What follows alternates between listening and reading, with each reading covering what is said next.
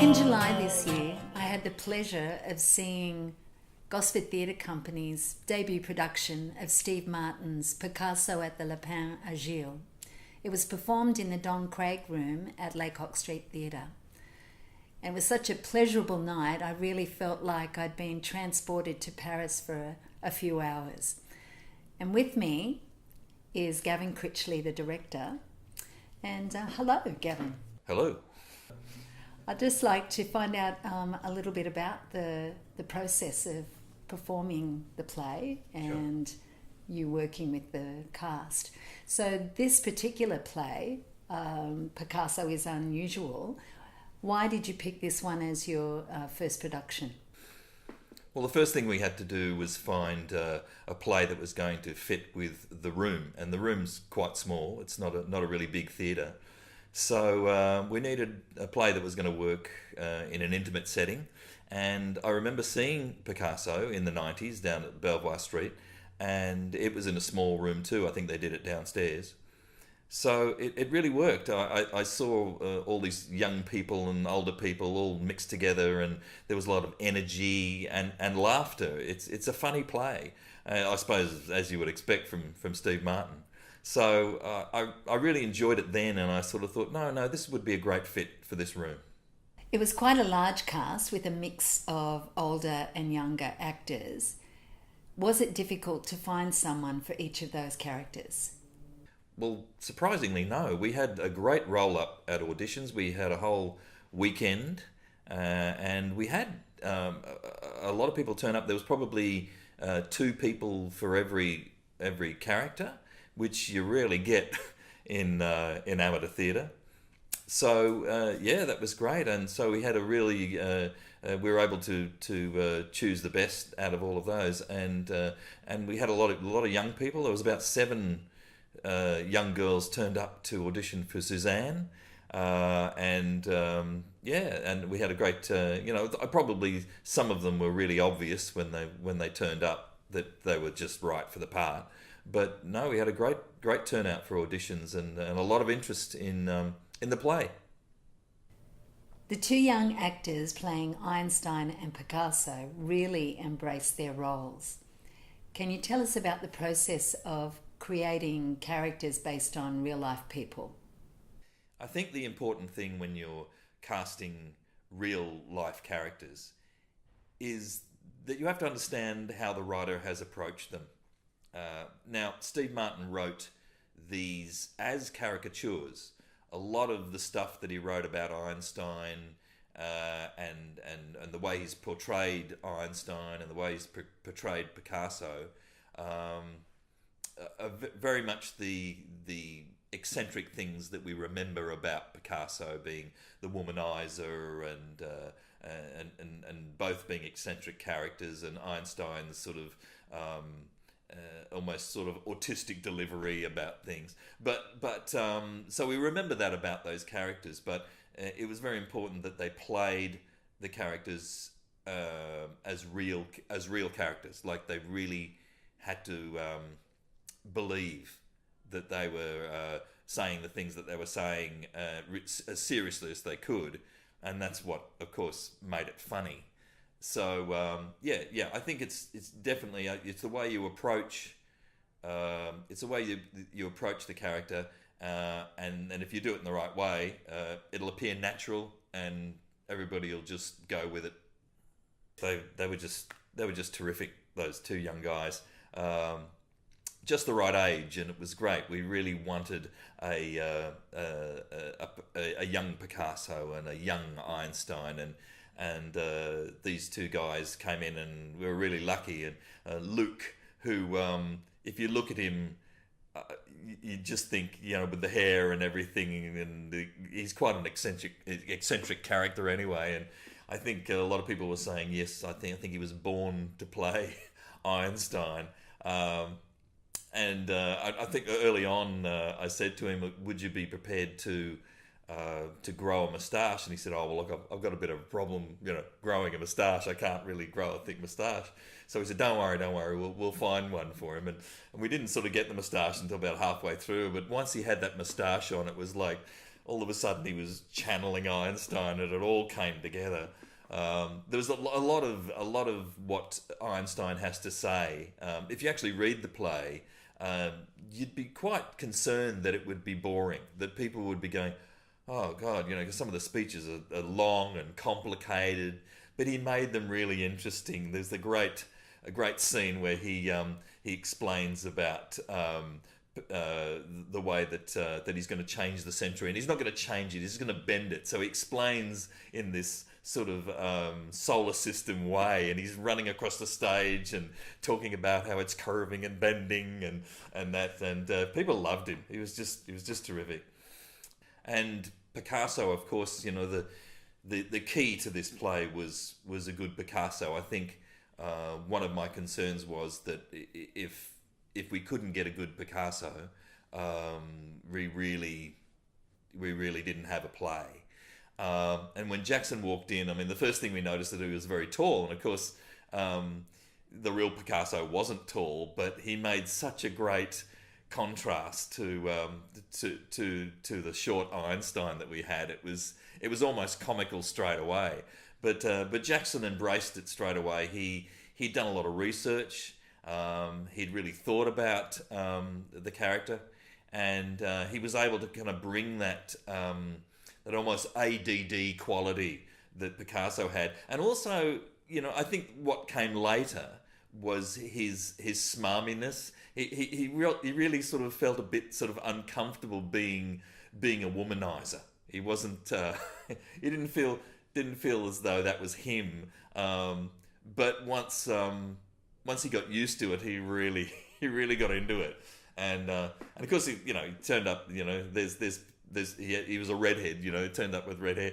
We thought, no, you got to dye it. So once he had the dyed hair and the skivvy, and he really got into it. I also like the young actress Julia Panisi. She played 3 different characters in the play. In fact, she was the only one who actually got to change costume. Yeah, Julia was just terrific. She turned up on her own to the audition and sat there quietly. And then when it was her turn to step up and audition, she just seemed so natural. She walked in.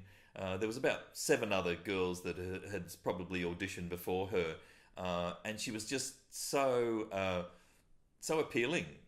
If there's one, it's funny. I think if there was one word that I would use for Julia, if you had to describe someone, like in one word, I would say brave. She's a very brave actress, and when you have to actually undress on stage, that's a big ask for a woman of any age. And she just said, no, I'll tackle it. I'll get into it, and she approached it, and she tried it different ways, and she was never she never sort of shrank back. She was always sort of willing to try things, and let's try this. And she had to do some very quick changes. She had to change characters. All those characters were written as separate characters, but she was quite prepared to do them all and play them all. And she was a lot of fun. During the audition, one of the lines that Suzanne has to deliver when she's asked if she knows Picasso, she just answers twice. And I think Julia was the only one that really got that line, and I think everybody laughed. Everybody laughed when she did it. So we knew straight away that she was the one. The atmosphere of the cafe was set nicely by the troubadours who provided the musical interludes. Was this something that was written in the script, or you thought of yourself? Well, it wasn't actually written into the script. The music, there was no cue for music. There was certainly no musicians. There were no songs in the thing. But there's music all through it. You actually listen to it, and the play starts with Gaston singing Ta Ra Ra Boom Die, and all the way through to Elvis turning up at the end. So there's music surrounding it, and if you actually look at a lot of the shots of the pictures of the Le Panagile and around the early 20th century, you'll see musicians in there playing. There wasn't just artists and luminaries and people with dangerous ideas, but there were musicians, and they'd come and busk and play there and entertain people. And one of the pieces we used was a Django Reinhardt piece, and you would have imagined that Django Reinhardt was around at the time, playing his gypsy music.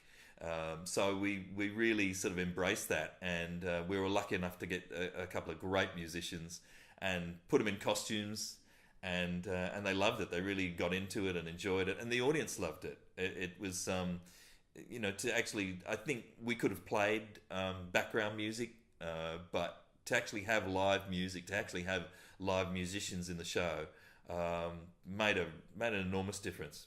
People just embraced the atmosphere straight away. They were there. The set was simple but homely. So what determined the design?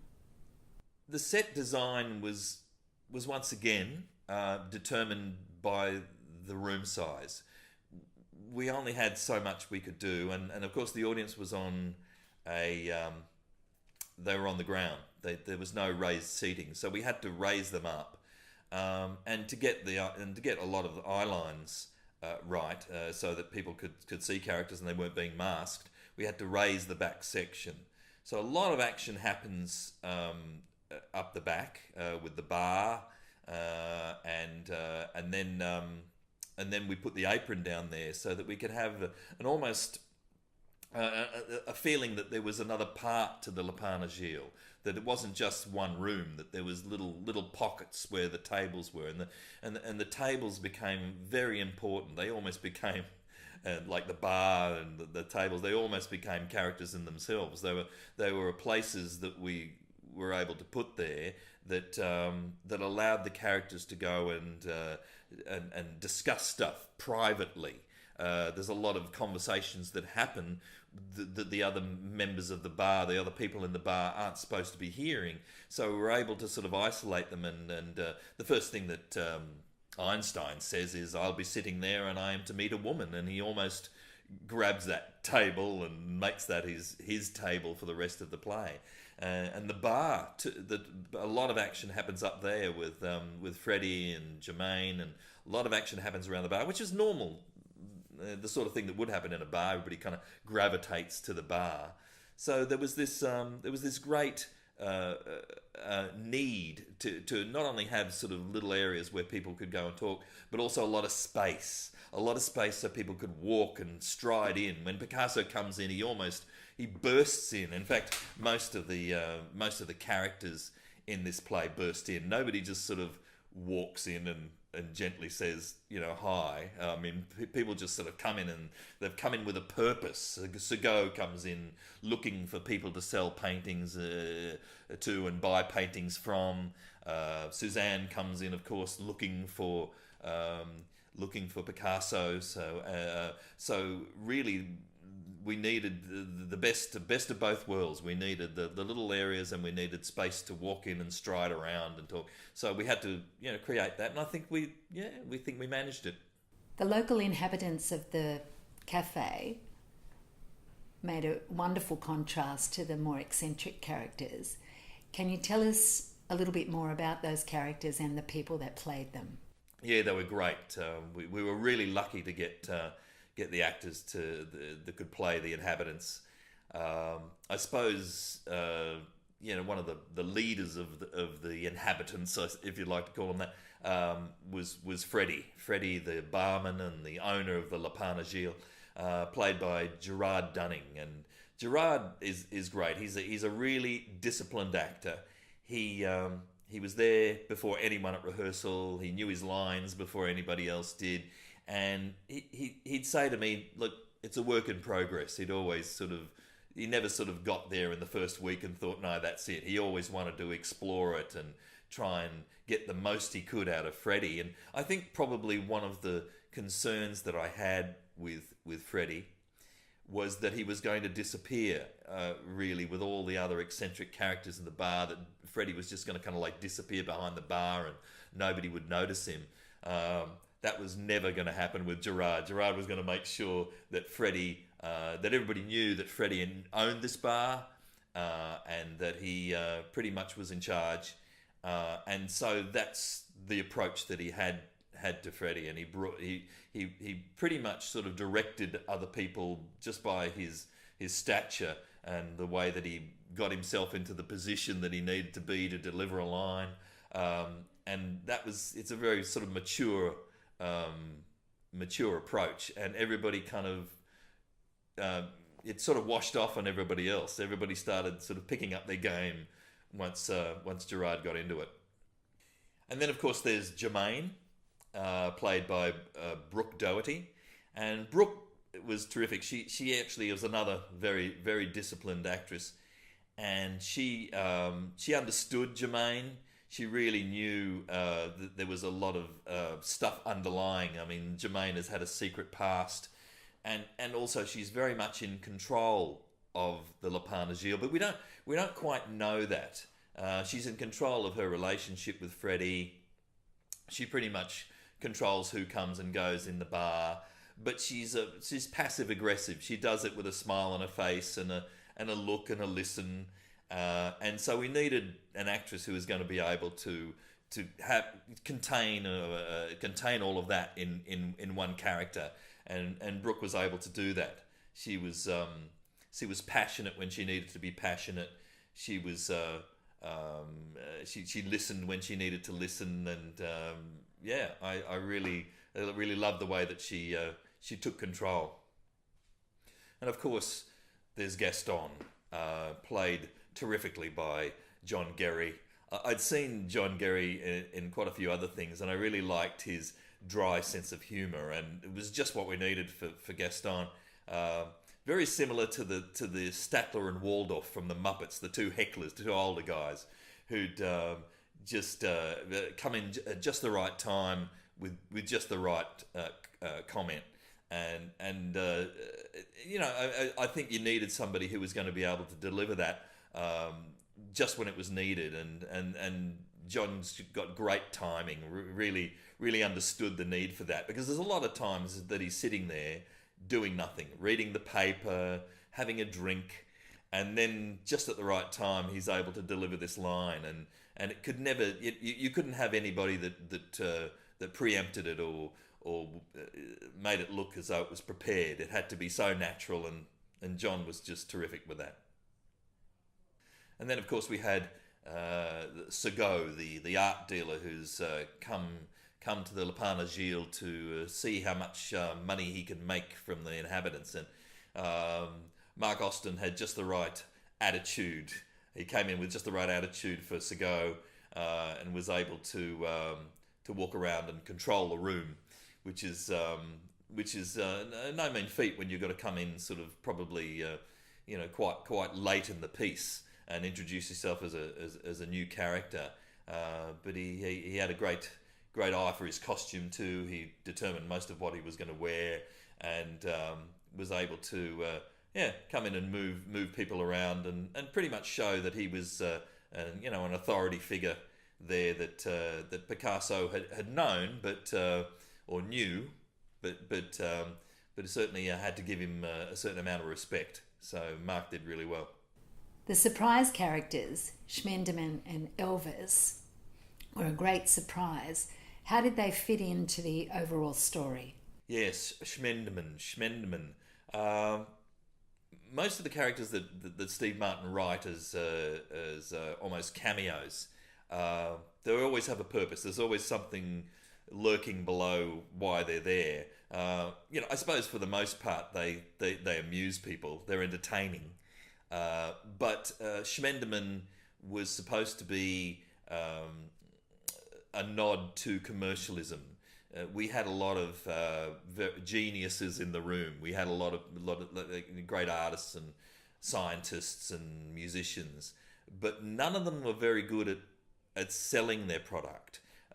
Einstein says he's waiting for Max Planck to recognize his work, and Picasso still has to actually have people like Segot around to sell his paintings. He hasn't got the business acumen to get his work out there, and so Schmendeman comes in as I suppose as a nod to the guy that saw a good idea and was able to sell it. So that's what Schmendeman was about. But it was also played very eccentrically by Douglas Kent.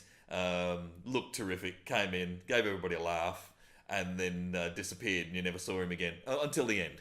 And Elvis, yes, Elvis. I thought that Steve Martin could have possibly chosen for the third point in the triangle. I think he probably could have chosen, a composer like Stravinsky or even Cole Porter or someone like that who was probably the same age at the time. But it was obvious that he had to find somebody that changed music or changed the direction of music, just like Einstein had changed the direction of science and Picasso had changed the direction of art. There was only really one person that came to mind that changed the direction of music, and so yes, what better way to do it than bring someone back from the future, because he turns up and he's a fish out of water, and it was written as a younger Elvis, but it was also, there was enough in there to make it an older Elvis. We ended up with an older Elvis, and Tyrone, when he first arrived, I think he really did a great audition as Elvis, but he could also sing too, which was important. But he really embodied it, and came on and he did the wiggles and had the look